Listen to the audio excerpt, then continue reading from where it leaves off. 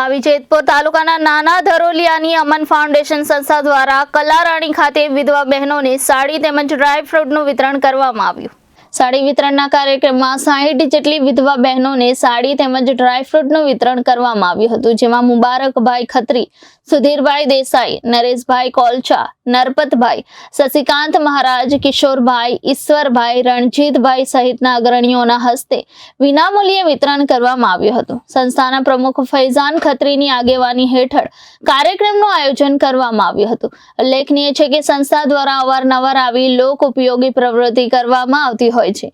આવી સેવાભાવી પ્રવૃત્તિઓમાં ગરીબોને કપડાનું વિતરણ, વૃક્ષારોપણ, ખેડૂત તાલીમ જેવી વિવિધ પ્રવૃત્તિઓ કરવામાં આવે છે, તેમજ સમયાંતરે જરૂરિયાતમંદ લોકોને વિવિધ ચીજ વસ્તુઓનું વિતરણ કરવામાં આવે છે, જેમાં શિયાળાની ઠંડીમાં ગરીબ બાળકો તેમજ વૃદ્ધોને સ્વેટર, ધાબળા સહિત ગરમ વસ્તુઓનું વિતરણ પણ કરવામાં આવતું હોય છે। સંસ્થાની સેવાકીય સરાહનીય કામગીરી પ્રશંસાને પાત્ર બની છે અને સમાજ ઉપયોગી સેવાઓને પગલે સ્થાનિક લોકો દ્વારા સંસ્થાને અભિનંદન આપવામાં આવે છે। ઉપરાંત આ પંથકના લોકો પણ સંસ્થાની સેવા ભાવનાથી સંતોષ માની રહ્યા છે।